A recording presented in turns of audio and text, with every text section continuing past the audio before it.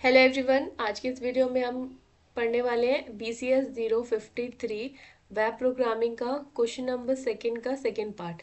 First तक हमने सारे कर लिए हैं। इसके अंदर हम देखेंगे what is need of server side scripting, how it is different from client side scripting. तो पहले दोनों को समझते हैं, उसके बाद में हम आगे काम करेंगे, ठीक है, यानी कि इनका डिफरेंस देखेंगे। तो सबसे पहली चीज़ है हमारे पास में सेकेंड क्वेश्चन का answer, what is the need of server side scripting, कि हमें नीड क्यों है सर्वर साइड स्क्रिप्टिंग की। तो सर्वर साइड स्क्रिप्टिंग होता क्या है, ये एक ऐसी टेक्निक होती है used in web development where script are execute on the server.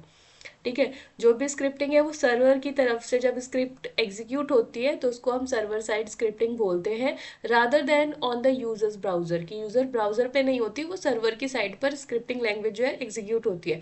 This approach offer several benefit. अब इसकी वजह से बहुत सारे बेनिफिट होते हैं। क्या क्या?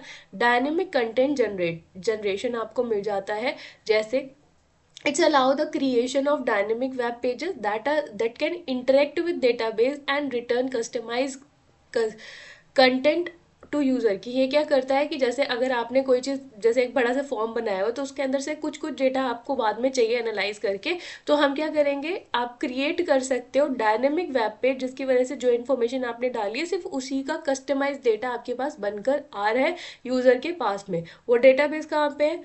सर्वर पे है। ठीक है, वो सारी इन्फॉर्मेशन कहाँ पर है? सर्वर पे। काम कहाँ हो रहा है? सर्वर पे हो रहा है, पर बाद में जाके सिर्फ कस्टमाइज आपको रिजल्ट देखने को मिल रहा है। ठीक है, security, scenes the code run on the server. अब ये सारा कोड कहाँ पे? सर्वर पे रन हो रहा है, तो इसकी वजह से जो क्लाइंट है उसके अंदर कोई भी चेंज नहीं कर सकता, सिर्फ उसको देख सकता है, उसके अंदर मैनुपुलेट नहीं कर सकता। ठीक है, data processing, server side scripting can handle complex data processing, जैसे कैलकुलेशन करना, डेटा स्टोरेज करना, यूजर अथेंटिकेशन को मैनेज करना, ये सारा काम डेटा प्रोसेसिंग का जो काम है वो सर्वर साइड पे होता है, जिसकी वजह से थोड़ा कॉम्प्लेक्स भी हो जाता है और ये हैंडल कर लेता है क्योंकि वहाँ पर बहुत सारा आपके पास में स्पेस होता है। रिसोर्स मैनेजमेंट, क्योंकि यहाँ पर हमारे पास में बहुत सारी इन्फॉर्मेशन होती है, बहुत सारे रिसोर्स होते हैं, तो उन फाइल्स को, उन डेटाबेस को क्या करना, अलग अलग जगह पे इस तरीके से अरेंज करके रखना सो दैट कि हम उसको ईजिली जाकर वहाँ से निकाल कर लेकर आ पाए। जैसे ही हमारा क्लाइंट उसको रिस्पॉन्स मतलब रिक्वेस्ट करता है तो उससे रिलेटेड हम फटाफट से सर्च करें और उसको फटाफट से दे दे, तो एक अरेंज फॉर्मेट में उसको रखते हैं ताकि हमें उसको एक्सेस करने में आसानी हो। ठीक है, अब इसके बाद में क्लाइंट साइड स्क्रिप्टिंग क्या होती है। जो क्लाइंट साइड स्क्रिप्टिंग होती है involve script that are execute on the user browser, जो यूजर के ब्राउजर पर एग्जीक्यूट होती है, that has its own set of advantages and differences. जैसे user interactivity, it's allow for creating interaction web page that responds to user input without requiring a server round trip, की मतलब आपने जो भी information निकालनी है पहले आपने निकाल ली, अब उसको कैसे अरेंज करना है, कैसे देखना है, क्या करना है, वो देखने का काम आपका है। आप अपने अकॉर्डिंग उसको चेंज करो, उसके अंदर सर्वर किसी भी तरीके से इन्वॉल्व नहीं हो रहा है। ठीक है, बार बार आप सर्वर पे जाके उसमें राउंड ट्रिप नहीं कर रहे। ठीक है, speed, since the scripts are executed on the client's machine, it reduce the load of the server and can improve performance for the user। कि यहाँ पर देखो स्क्रिप्टिंग पे मतलब यहाँ पे क्या है, क्लाइंट साइड स्क्रिप्टिंग हो रही है, तो यहाँ पर हम सारा काम क्या है अपने एंड पे देख रहे हैं। ठीक है, तो वहाँ पे हम उसको अपने अकॉर्डिंग चेंज कर सकते हैं, तो जिसकी वजह से सर्वर पे बहुत ज़्यादा बर्डन नहीं होगा, तो उसकी स्पीड क्या होगी, बढ़ जाएगी। इमीडिएट फीडबैक मिलेगा, users get immediate feedback from client side scripting which enhance the users experience. अब इसके बाद में दोनों में डिफरेंस है, जैसे फीचर्स सर्वर साइड स्क्रिप्टिंग और क्लाइंट साइड स्क्रिप्टिंग। सबसे पहले है एग्जीक्यूशन लोकेशन, तो यहाँ पर जब हम सर्वर साइड स्क्रिप्टिंग को एग्जीक्यूट करते हैं तो वो सर्वर पे होती है, क्लाइंट साइड क्या होती है, ब्राउजर पे होती है।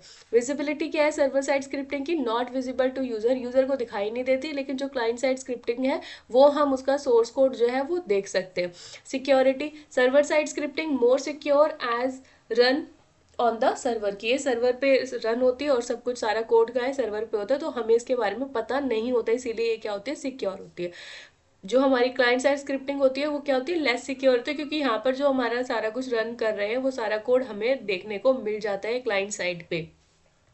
प्रोसेसिंग सर्वर साइड स्क्रिप्टिंग क्या होती है? Handle complex data processing and data operations. यहाँ पर जो हम कॉम्प्लेक्स चीज़ों को हैंडल कर सकते हैं, लेकिन सर्व जो हमारी क्लाइंट साइड स्क्रिप्टिंग है वो क्या है, हमारे जो पेजेस होते हैं उनको अपडेट करने में हेल्प करता है। Handles user interaction and page updates. Language यहाँ पर जो हमारी सर्वर साइड स्क्रिप्टिंग है, यहाँ पर हम PHP, ASP.NET और Node.js जैसी स्क्रिप्टिंग को यूज़ कर सकते हैं। क्लाइंट साइड स्क्रिप्टिंग में हम लैंग्वेज यूज़ करते हैं जैसे जावास्क्रिप्ट, HTML और CSS। यहाँ पे load put load on the server, और ये क्या करती है, रिड्यूस करती है सर्वर का लोड, क्योंकि ये सारी चीज़ें अपने पास ही क्लाइंट पे मतलब यूज़र की एंड पे होती है।